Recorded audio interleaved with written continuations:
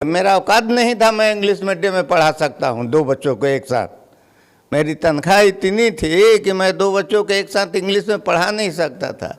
कहते हैं कि मन में जज्बा और जुनून हो तो सफलता अपने आप कदम चूम लेती है, और एक बार फिर रोहतास के लाल ने कमाल किया है और बीपीएससी की परीक्षा में 2 भाइयों ने रिजल्ट निकाला है। मगराइन गांव में और एक छोटे से कस्बे में रहने के बावजूद लगातार संघर्ष के बाद दोनों भाइयों ने बीपीएससी की कहानी लिख दी है और सरताज बन गए हैं और लगातार रोहतास जिले में चर्चा का विषय बने हुए हैं। और गरीब परिवार में होने के बावजूद भी इन्होंने किस तरह से इम्तिहान को पास किया है, आइए सुनते हैं इन्हीं की कहानी, इन्हीं की जुबानी।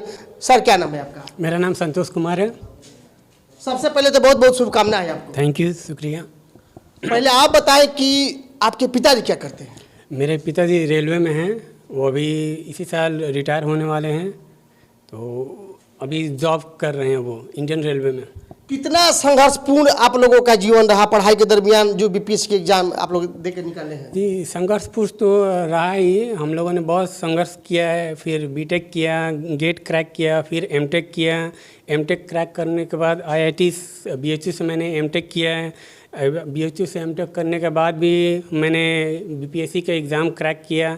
2-3 साल का परिश्रम इसमें लगा हमको। लोगों ने बताया कि आप इसी मकराइन के विद्यालय में ही, वो भी सरकारी स्कूल में, हिंदी मीडियम में पढ़ के आप आगे बढ़े। जी, प्रारंभिक शिक्षा मेरा मकराइन के इसी गांव में हुआ। फिर क्लास 4-5 तक हम लोगों ने यहीं पढ़ा। उसके बाद मेरे पिताजी का जॉब हो गया था खड़गपुर वेस्ट बंगाल में, तो हम वहाँ चले गए।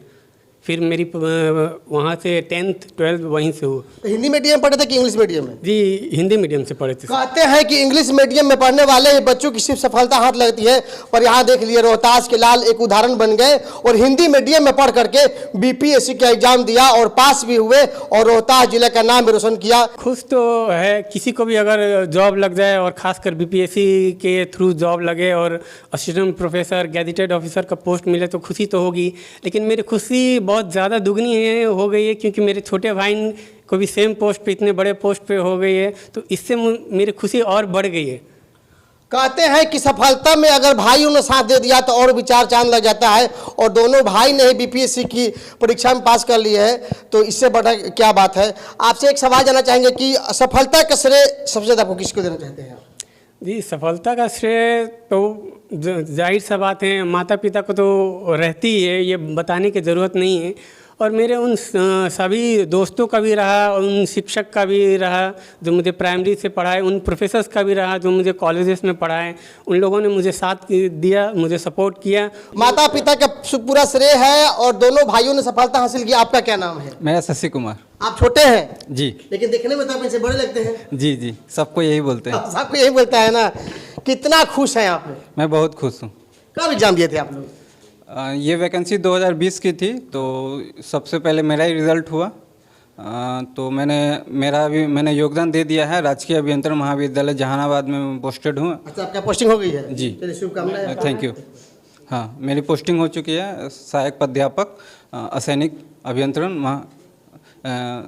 राजकीय अभियंत्रण महाविद्यालय जहानाबाद में पोस्टेड हूँ मैं। तो आपकी भी पढ़ाई हिंदी मीडियम से ही हुई है? हाँ, सब मैं दोनों भाई की पढ़ाई हिंदी मीडियम से ही हुई। आप दोनों साथ में पढ़ते थे क्या?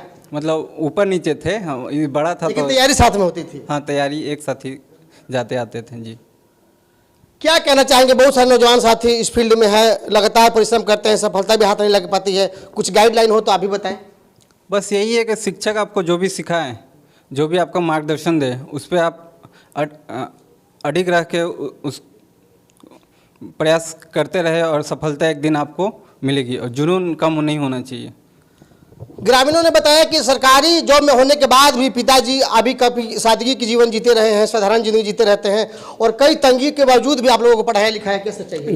जी, बिल्कुल सही बात है। उन्होंने जितना सारा अपना पूंजी है वो हमारे पढ़ाई पे ही खर्च कर दिया है। उसके अलावा उन्होंने बेकार की चीज़ों में पैसे को बर्बाद बिल्कुल भी नहीं किया। कहते हैं कि जब बेटा बेटी तरक्की कर जाए तो पिता की खुशी दुगनी हो जाती है, और वह माँ जो परिश्रम करके घर का काज करके बेटा बेटी को पढ़ाए, कितनी खुशी मिली होगी। और वह पिता जो घर का बोझ लेते हुए भी, बाहर का भी बोझ लेते हुए भी, समाज के बोझ लेते हुए भी एक बेटा बेटी को पढ़ाया और बेटा काबिल बन गया।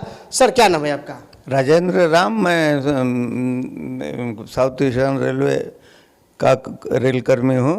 कितनी खुशी महसूस हो रही है, दोनों बच्चे आपके सफलता पाए हैं बीपीएससी में? इससे बड़ी खुशी की बात और क्या हो सकती है, क्योंकि मेरा सेवा अब समाप्त होने जा रहा है, मात्र 3 महीना बचा है। उससे पहले किसी के बेटे की जॉब लग जाए, इससे बड़ी नौकरी और क्या, खुशी क्या हो पिता की सेवानिवृत्ति के पहले बेटों ने गिफ्ट दे दिया, और पिता को इतनी बड़ी खुशी क्या हो सकती है? गिफ्ट मिला ना, सबसे बड़ा गिफ्ट। उससे बड़ा गिफ्ट मेरे लिए और क्या हो सकता है? और हो ही नहीं सकता है। हाँ, मेरी आप पिता है और एक रेलकर्मी भी है, समाज में भी आप रहते हैं। कभी ऐसा तंगी महसूस हुआ कि शायद अपने आप को साबित करना पड़ा कि हाँ मैं पिता हूँ? पढ़ाई लिखाई के लिए मैंने कभी कोई दिक्कत नहीं आने दिया। जहाँ भी पैसे वाली कमी की बात आया ही नहीं। कहीं न कहीं आप व्यवस्था करते रहे। हाँ, कहीं से मैं व्यवस्था करके अपने बच्चों को पढ़ाने लिखाने के लिए, और मेरे बच्चे मेरे से मतलब माँ बाप से दूर रह कर ही पढ़े हैं। हम चाहेंगे कि हमारे सेवा समाप्ति के बाद भी वो हम लोग माता पिता पर कम से कम थोड़ा ध्यान रखें। ध्यान तो रखेंगे ही, जिस तरह से आपने पालन पोषण किया है वो तो काबिल तारीफ है। एक माँ जो सपने सजाए होती है, कहते हैं कि एक शिक्षक की भूमिका माँ भी निभाती है, क्योंकि खाना पीना से लेकर के पढ़ाई ले जाने से लेकर के सारा क्रियाक्रम माँ ही करती है।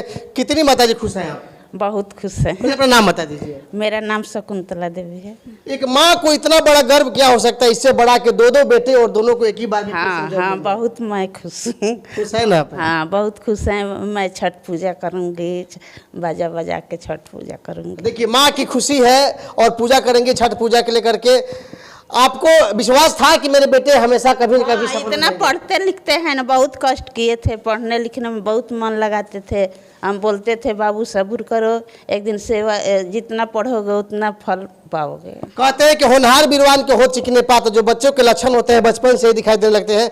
तो बचपन में ये बदमाश थे कि बचपन से गंभीर थे? छोटा वाला थोड़ा बदमाशी था, बड़ा नहीं था। जब अपने पैर पर खड़ा हुआ तो गंभीर हो गया। हाँ, दोनों बहुत, मेरा बहुत गर्व से मेरा ऊंचा कर दिया, सिर ऊंचा कर दिया। चलिए, माता जी खुश है, पिताजी भी खुश है, और लगातार सामाजिक कार्यकर्ताओं का तांता लगा हुआ है और इनको शुभकामना दे रहे हैं। हमारी तरफ से शुभकामना है, और ये आइकन बन गए हैं हमारे जिले के लिए, हमारे गांव के लिए, हमारे प्रखंड के लिए, डेहरी प्रखंड के लिए, और लगातार इनको शुभकामना देने के लिए सामाजिक कार्यकर्ता आ रहे हैं। हम उनसे भी बातें करेंगे और जानेंगे। तब तक के लिए दीजिए इजाजत। नमस्कार, जय हिंद, जय भारत।